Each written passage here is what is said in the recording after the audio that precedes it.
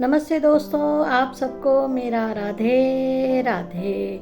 और आप सबका स्वागत है मेरे YouTube channel Radhe Radhe eternal में। और मैं आशा करती हूँ कि आप सब बहुत अच्छे होंगे, खुश होंगे और कृष्ण भगवान उनकी कृपा दृष्टि आप पर बरसा रहे होंगे। और मैं यही आशा करती हूँ कि सदैव उनकी कृपा दृष्टि आप सब पर बनी रहे। तो आ गई हूँ आज फिर से एक बार एक नई कहानी लेके, जो कि एक पौराणिक कथा है। तो आज की कथा भी शनिदेव के ऊपर ही है, जैसे कि कल थी। तो आज शनिदेव का क्या कितनी महत्व है, मीन्स शनिदेव सब देवताओं में सबसे श्रेष्ठ है, ऐसा क्यों है? लोग ऐसा क्यों मानते हैं कि शनिदेव सबसे श्रेष्ठ है? तो उसके बारे में आज की ये कहानी है। तो चलिए आगे चलते हैं कहानी को लेकर। कि एक दिन इंद्रदेव के दरबार में सारे देवताओं में एक चढ़ा ओढ़ थी कि कौन श्रेष्ठ है। सब कहते थे कि मैं श्रेष्ठ हूँ, वो कहता है मैं श्रेष्ठ हूँ। पवन देव, वायु देव, अग्नि देव, सारे देव, चंद्रदेव, सारे देव एक साथ आ गए इंद्र भगवान के महल में और उनसे कहने लगे कि आप ही बताइए इंद्रदेव कि हम में से श्रेष्ठ कौन है। अब ये ऐसा सवाल था कि जो इंद्रदेव खुद भौचक के थे कि अब मैं इनको क्या बोलूँ, कौन श्रेष्ठ है। वो बोले देखो, मैं ये नहीं कर सकता, क्योंकि मैं किसी को भी श्रेष्ठ कहूँगा तो वो मेरे लिए बहुत ही दुविधा वाली बात हो जाएगी, क्योंकि आप सब मेरे ही लिए हैं, मेरे ही नीचे आप लोग सब काम करते हैं, आप सब मेरे आज्ञा का पालन करते हैं। तो मैं किसी एक को श्रेष्ठ तो नहीं बता सकता। तो इसका समाधान हम चलेंगे विक्रमादित्य जो राजा हैं पृथ्वी पर, उनके पास, और उनसे पूछेंगे। उनके वो न्याय के देवता हैं, वो हर कोई जो फैसला करते हैं वो सही होता है। और बहुत से लोग दूर दूर से उनके पास न्याय के लिए आते हैं, तो हम उनके पास चलते हैं। तो ऐसा कहकर सारे के सारे देव जो राजा विक्रमादित्य उनके पास चले गए। और उनके पास जब राजा विक्रमादित्य को पता चला कि देवगण आ रहे, तो उन्होंने बहुत ही आदर सत्कार से सभी देवगणों का बहुत बहुत स्वागत किया, उनकी आरती उतारी, उनको खान पान जो भी देवताओं के लिए करना चाहिए उनके स्वागत पर, वो सब कुछ उन्होंने किया। और फिर उसके बाद इंद्र भगवान ने उनसे कहा कि विक्रमादित्य जी, हम आपसे एक न्याय मांगने के लिए आए। तो उन्होंने कहा मैं क्या कर सकता हूँ, आप तो खुद देवराज इंद्र हैं, आपसे बड़ा श्रेष्ठ और कौन है। तो उन्होंने कहा नहीं, मैं भी आज दुविधा में हूँ, क्योंकि एक ऐसा प्रश्न है जो कि मैं खुद भी इसे नहीं जवाब दे पा रहा हूँ मेरे देवताओं को। तो विक्रमादित्य जी ने कहा कि अच्छा ठीक है, कौन सा है आप मुझे बताइए। तो इंद्रदेव ने ऐसा कहा उनसे कि इन सारे देवों में आज एक बड़ा प्रश्न उभर कर आया है कि इनमें से श्रेष्ठ कौन है।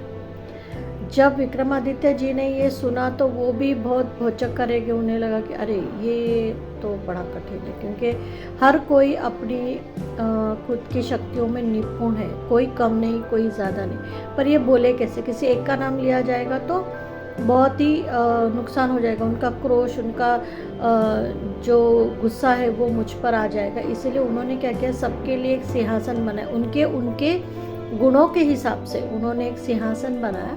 और उस सिंहासन उन्होंने वो जहाँ बैठे थे उसके पीछे उन्होंने वो रख दिए। और सभी देवताओं से कहा कि आप लोग जाकर बैठ जाइए सिंहासन पे, और जो सबसे पहले सिंहासन पर बैठेगा वही सबसे बड़ा होगा, ऐसा उन्होंने कह दिया। अब इसमें ये हुआ कि शनि भगवान का जो सिंहासन है वो सबसे पीछे था। तो शनि भगवान को अपमानित हुआ, उनको लगा अरे इसने मेरा अपमान किया, सारे देवता श्रेष्ठ तो मैं कौन हूँ, क्या मैं कम हूँ, इन सबसे मैं कम हूँ। जो राजा विक्रमादित्य ने मेरे साथ ऐसा बिहेव किया, उन्होंने ऐसा मुझे इतना नीच बता दिया कि मैं श्रेष्ठ नहीं हूँ, ऐसा उनको लगा। तो फिर उन्होंने राजा विक्रमादित्य पर बहुत गुस्सा हो गए, क्रोधित हो गए, और उन्होंने कहा तुमने जो कुछ भी मेरे साथ किया है ये बहुत गलत किया, तुमने मेरा अपमान किया है, मुझे क्रोधित किया है, तुमने मुझे नीच बताया, तुमने ऐसा बताया कि मैं सब देवता गणों में सबसे कम हूँ। अब तुम्हें इसका जो प्रकोप है वो तुम्हें झेलना पड़ेगा, ऐसा उन्होंने बोला। तो विक्रमादित्य ने उनसे माफ़ी मांगी, उन्होंने बोला कि मैंने जानबूझकर ऐसा नहीं किया, और ठीक है जो भी मेरे भाग्य में होगा वो मैं सह लूँगा, ऐसा सब उन्होंने सोचा। उन्होंने हल्के में ले लिया शनि भगवान को। तो शनि भगवान ने उनको बोला अब इसके बाद तुम देखो कि तुम्हारे साथ क्या होता, मैं किस तरीके से तुम्हारे गृह में बैठता हूँ। बड़े बड़े राजा मेरे सामने हार चुके हैं, तो तुम क्या हो। मैंने बहुत से राजाओं को नीचे गिराया है, तो मैं तुम्हें भी बताऊंगा कि मेरे प्रकोप का क्या कारण होता है और वो क्या क्या तुम्हें ज़िंदगी में झेलना पड़ेगा, ये तुम नहीं समझ पा रहे। ऐसा कहकर वो वहाँ से क्रोध में चले गए। फिर विक्रमादित्य भी शांत हो गए। उन्हें लगा कि ठीक है, गुस्से में उन्होंने बोल दिया, इसलिए उन्होंने उनको बहुत लाइटली लिया। उनको लगा कि क्या ही कर लेंगे, ऐसा जो मेरे नसीब में रहेगा इससे बढ़कर तो और कुछ वो कर नहीं सकते, ऐसा समझ के वो भी बहुत शांत हो गए। और फिर कुछ दिनों बाद फिर वो अपना राज्य वैसे ही चलाते रहे। और फिर एक दिन, अभी यहाँ पे तो शनि भगवान बहुत गुस्सा थे, उनको बहुत प्रकोप आ गया था। उनको वो चांस ही ढूंढ रहे थे कि मैं किस तरीके से राजा का अपमान करूँ, मीन्स किस तरीके से उनको मैं मेरी शक्तियों का जो क्या बोलते दर्शन, अपनी शक्तियों का दर्शन कि मैं क्या कर सकता हूँ उनके जीवन का, ये मैं कैसे बताऊँ। तो उन्होंने एक युक्ति सोची और उन्होंने ये बोला कि मैं अब इसकी परीक्षा लेता हूँ और इसको बताता हूँ कि मैं क्या हूँ। तो वो एक घोड़े बेचने वाले जो तब रहते थे, उनका रूप लेकर वो चले गए और बहुत सुंदर घोड़े थे उनके पास में। और जब राजा को पता चला कि कोई अश्व बेचने के लिए आया है, तो उन्होंने अपने मंत्री को वहाँ पे भेजा और बोला कि जो सबसे सुंदर घोड़ा होगा उसको आप खरीद कर लेकर आओ।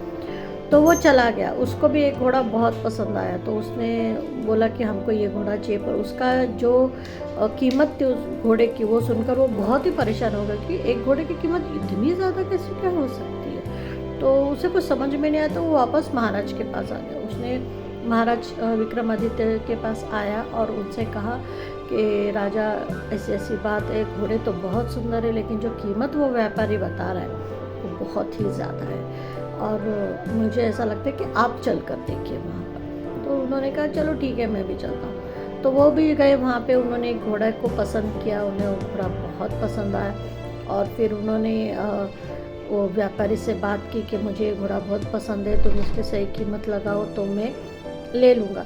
तो उसने कहा ठीक है, आप पहले चढ़ के तो देखो, आप चढ़ो, आप पहले देखो घोड़ा किस तरीके का है, सच में आप जो सोच रहे वैसा है कि नहीं, आप एक बार बैठ कर देखिए और फिर मुझे पैसे दीजिए, जो भी आपको सही कीमत लगे वो आप दे दीजिए। तो फिर विक्रमादित्य जी ने क्या किया कि वो उस घोड़े पे बैठ गए और जैसे वो उस घोड़े पर बैठ गए, वो घोड़ा इतनी तेज़ी से भागा, इतनी तेज़ी से मानो जैसे बिजली की गति से वो घोड़ा भाग रहा था। इतना तेज़ भागा वो, और वो जंगल में इतने अंदर तक कहीं के कहीं चला गया। वो इतनी तेज़ गति से गया वो कि राजा को भी समझ में नहीं आया कि मैं कहाँ जा रहा हूँ, मैं क्या कर रहा हूँ, क्योंकि उनके हाथ में उनकी लगाम थी ही नहीं। उनके हाथ में वो लगाम थी ही नहीं, वो लगाम सिर्फ वो घोड़े की ही थी। वो अपने ही इसमें भागा जा रहा था। तो वो घोड़ा इतनी दूर गया और किसी जंगल में जाके उसने घोड़े में वहाँ उनको गिरा दिया। विक्रमादित्य जो राजा थे उनको उसने गिरा दिया और गिराने के बाद वो वहाँ से गायब हो गया। अब इतनी दूर इतनी तेज़ी से वो आए कि उन्हीं को पता नहीं चल रहा था कि मैं कहाँ आ गया हूँ, मैं क्या हूँ और मैं कहाँ जाऊँ, रास्ता क्या है, उनको कुछ समझ में नहीं आ रहा था। फिर वो उन्होंने बहुत मेहनत की, उन्होंने बहुत जगह देखा, बहुत दिन हो गए, उनको न खाने के लिए कुछ था, न पीने के लिए कुछ था, कुछ भी नहीं था उनके पास में। फिर उन्होंने ऐसे एक दिन घूमते घूमते उनको एक चरवाहा दिखा। फिर वो चरवाहा के पास वो गए और उसको बोला कि मुझे बहुत प्यास लगी और मुझे भूख लगी और मैं यहाँ जंगल में खो गया हूँ, मुझे रास्ता दिखाई नहीं दे रहा, आप मेरी मदद कर दीजिए।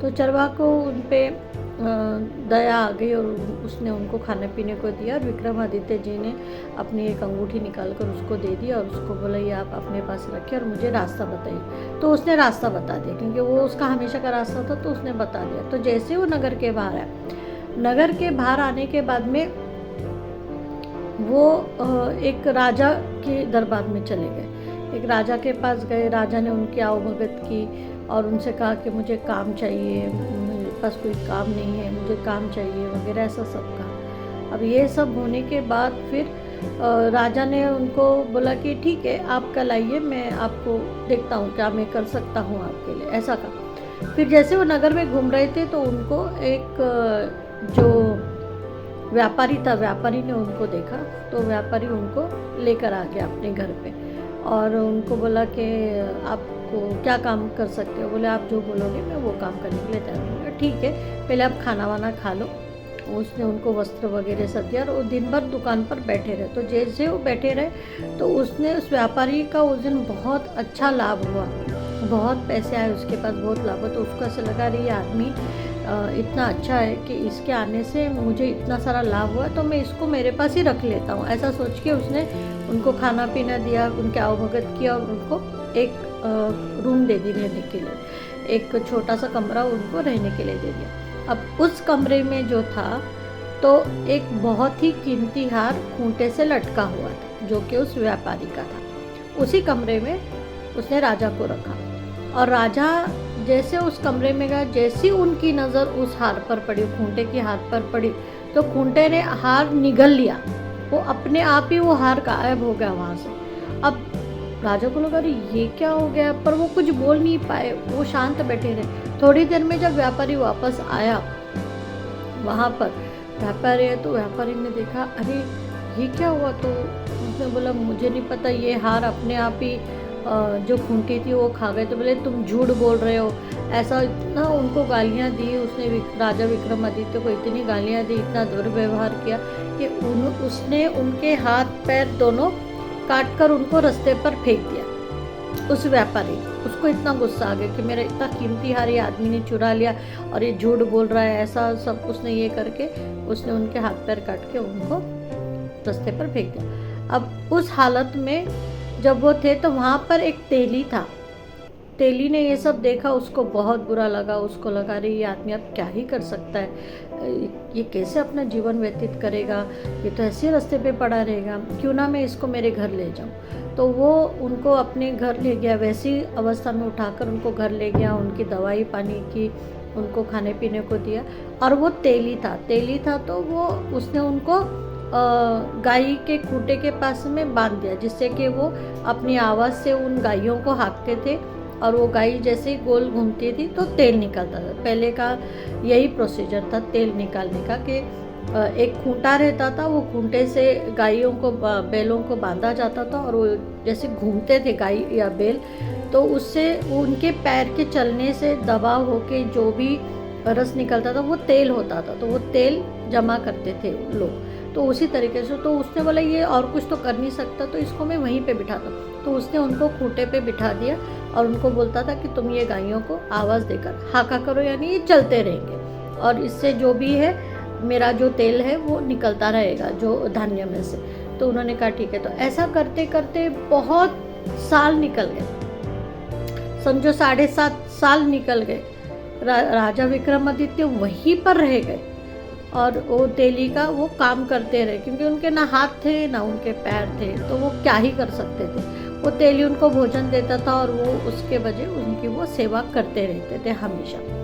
तो ऐसा करते करते 7.5 साल हो गए और जब शनिदेव, जैसे 7.5 ही होती है, तो 7.5 साल बाद जब शनिदेव उनके ग्रह से, उनको भी दया आ गई शनिदेव को उनके ऊपर कि 7.5 साल इन्होंने बहुत भोगा, इसलिए उन्होंने उनको माफ़ कर दिया। तो एक दिन ऐसे ही वो खूंटे पे बैठे बैठे जो राजा विक्रमादित्य थे वो मल्हार गा रहे थे। मल्हार एक राग है जिससे कि पानी बरसता है, तो वो राग वो गा रहे थे। और तभी वहाँ से उस राज्य की जो राजकुमारी थी, सॉरी रानी नहीं राजकुमारी थी, वो वहाँ से रथ से जा रहे थे। और उसने जब वो गाना सुना तो वो इतनी मंत्रमुग्ध हो गई, उसको इतना पसंद आया। उसको पता नहीं था कौन गा रहा है, पर वो इतनी मंत्रमुग्ध हो गई कि वो जैसे महल में चली गई, उसने आदेश दिया कि ये राग मल्हार यहाँ से मुझे सुनाई दिया था, वो कौन आदमी है, मुझे उससे मिलना है, ऐसा उसने बोला। तो आप लोग जानकारी निकालिए। तो उनके जो भी सेवक लोग थे जो थे वो दूसरे दिन गए, उन्होंने पूछा कि कौन गा रहा था, क्या गा रहा था। तब उस तेली ने बताया कि ये जो व्यक्ति है ये गा रहे थे, ये बहुत सुंदर गाना गाते हैं, तो यही कल रात को राग मल्हार गा रहे थे। तो ये सुनने के बाद फिर उन्होंने राजकुमारी से जाकर कहा कि ऐसा ऐसा एक व्यक्ति है वो गा रहे। तो राजकुमारी खुद वहाँ उनसे मिलने है, क्योंकि उनको पता चला कि ये चल फिर नहीं सकते, इनके दोनों हाथ नहीं है, दोनों पैर भी नहीं है। तो वो खुद मिलने गए और उनको देखकर, राजा विक्रमादित्य को देखकर वो इतनी मोहित हो गई उन पर कि उन्होंने ये निश्चय कर लिया कि मुझे इन्हीं से शादी करनी। और उसने ये जाकर उनके जो राजा और रानी है उनको बताया, तो उनके माता पिता जो थे वो बहुत निराश हो गए। उन्होंने कहा तुम इतनी सुंदर हो, तुम इतनी दिखने में, मीन्स तुम्हारा कोई मोल ही नहीं है, ऐसी हो तुम्हें कोई भी बड़ा से बड़ा राजा तुमसे शादी करने के लिए तैयार हो सकता है, और कितने प्रस्ताव भी आए हैं उनकी तरफ से, और तुम उन सबको छोड़ के तुम कहाँ इस लूले लंगड़े आदमी के साथ में रहना चाहती हो। तो उन्होंने कहा नहीं, आपके लिए वो चाहे जो कोई भी हो, लेकिन मुझे वो बहुत पसंद है, मैं इन्हीं से शादी करूँ। तो आखिर में राजा रानी मान गए और उन्होंने उनकी शादी करवाई, और शादी होने के बाद में वो तेली के घर में ही रहने लगे।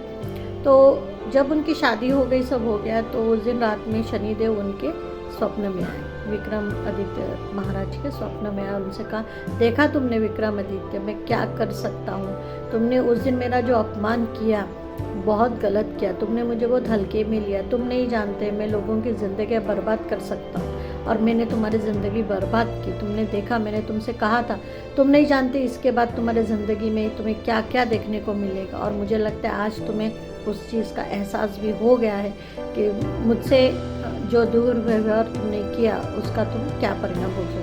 तो राजा विक्रमादित्य ने जो नींद में थे उन्होंने माफ़ी मांगी, उनसे कहा मुझे माफ़ कर दो, मेरा उद्देश्य आपको दुखाना नहीं था, वो गलती से मुझसे हो गया था, लेकिन आपने जो कुछ भी मुझे दंड दिया वो मैं सह चुका हूँ, और अब मुझे लगता है कि आपने मुझे माफ़ कर देना चाहिए।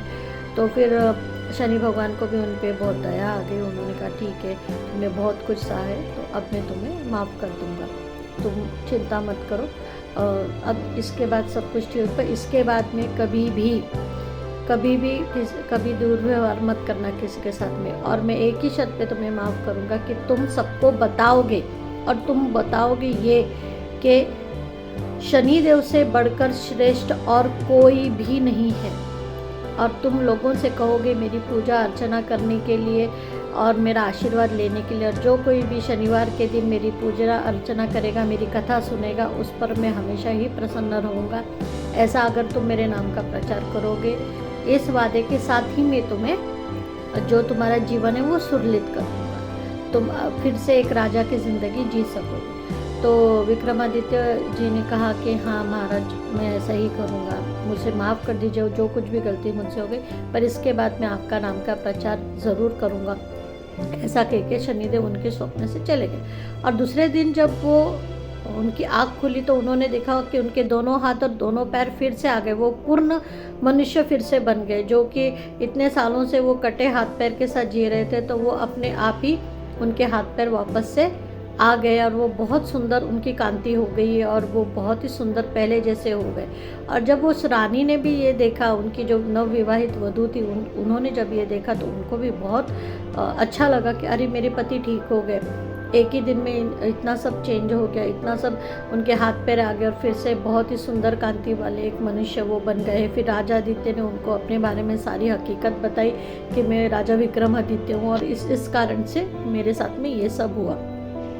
और ये सब जब बातें फैल गई, वो जो तेली था उसने भी देखा ये चमत्कार, उसने भी राजा के पैर पकड़े, उनसे क्षमा मांगी कि राजा मुझे पता नहीं था आप हो, मैंने आपसे ये काम करवाया, ये करवाया, मुझे माफ़ कर दो। तो विक्रमादित्य जी ने कहा कि देखो इसमें तुम्हारी कोई गलती नहीं है, मेरे कर्म थे और शनिदेव का प्रकोप था मुझ पर, इसीलिए तुमने ये सब मुझसे करवाया, मुझे तुमसे कोई भी शिकायत नहीं है। जो उल्टा तुमने मेरी देखभाल ही की, मुझे रख लिया, मुझे खाना पीना दे, इतनी कृपा तुमने मुझ पे की, इसके लिए मैं बहुत धन्यवाद, और मैं तुमसे बहुत खुश हूँ, और मैं मुझसे जो कुछ हो सकता है वो तुम्हारे लिए उपहार में ज़रूर करूँगा। जब उस सेठ को ये बात पता चली जिसने कि उनके हाथ पैर कटवाए थे, तो उसको भी बहुत बुरा लगा, उसको लगा कि अरे राजा के साथ मैंने ये सब किया। वो भी दौड़ता हुआ आया, उसने भी राजा को देखा, उनको हाथ पैर जोड़े, बोले मुझे माफ़ कर दीजिए, ये सब कुछ हो गया। तो विक्रमादित्य जी ने वही उनसे कहा कि शनि का प्रकोप था और ये मेरे साथ होना ही था, और वो मुझसे रुष्ट थे, इसलिए मेरे साथ ये सब हुआ, तो इसमें आपकी भी गलती। फिर उस सेठ जी ने राजा विक्रमादित्य को अपने घर लेके गया, उनकी आवभगत की, उनका सम्मान किया, और अपनी बेटी की शादी उन्होंने विक्रमादित्य से करवाई। यानी विक्रमादित्य राजा की 2 बीवियाँ हुई, एक तो वो राजकुमारी थी जिससे नवविवाहित वो उन्होंने 2-3 दिन पहले ही शादी की थी, और अब ये, और इन दोनों को लेकर वो फिर से अपने राज्य में लौट आए। तो जैसे वो अपने राज्य में लौट आए उसके बाद में वहाँ पे बहुत जल्लोश हुआ, लोगों ने दिवाली मनाई, लोगों ने दिए लगाए, बहुत त्यौहार जैसा मनाया। और तब फिर राजा विक्रमादित्य ने सबसे कहा कि ये सब कुछ जो मुझे वैभव मेरा चला गया था और आज जो वापस आया वो शनिदेव की वजह से आया है। इसलिए मैं आप सबसे रिक्वेस्ट करता हूँ कि हर शनिवार के दिन आप लोग शनिदेव का व्रत कीजिए, उनकी कथा सुनिए, उनका पूजन कीजिए और उनसे आशीर्वाद लेके अपनी सारी इच्छा मनोकामनाएं आप पूर्ण कीजिए, ताकि शनिदेव का प्रकोप आप पर मेरे जैसा फिर कभी ना आए और फिर कभी किसी को ऐसा कष्ट ना हो। ऐसा उन्होंने वहाँ पे ऐलान किया।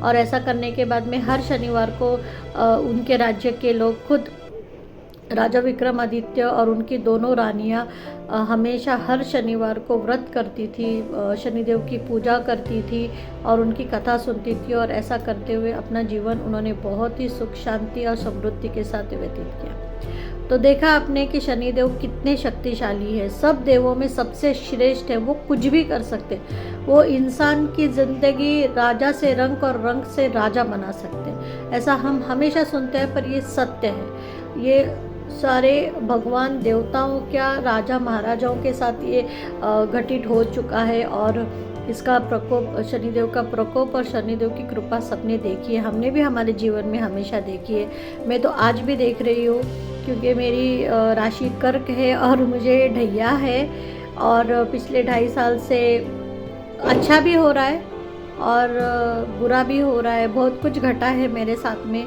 लेकिन मैं शनिदेव से बिल्कुल नाराज़ नहीं, क्योंकि जैसे बोलते शनिदेव अगर आपके जीवन में आते हैं तो आपकी कोई बुरे कर्म होते हैं जिनको साफ़ करने के लिए वो आते हैं और आपका जीवन अच्छा करने के लिए आते हैं, आपको कोई सबक सिखाने के लिए आते हैं, अच्छे कर्म करने के लिए आपको प्रोत्साहित करते हैं। तो अभी जैसे कि मुझे भी ढैया है तो मैं शनि भगवान की पूजा करती हूँ। हर शनिवार को मैं उपवास रखती हूँ, दान धर्म करती हूँ, उनकी पूजा करती हूँ और सच्चे मन से रोज़ उनका मंत्र जाप करती हूँ। ओम शम शनेश्वराय नमः, इस मंत्र का रोज़ 108 बार मैं जाप करती हूँ। और मैं आशा करती हूँ कि शनि भगवान शायद मुझ पर भी अपनी कृपा बहुत जल्द बनाए और मेरा जीवन भी समृद्ध करे।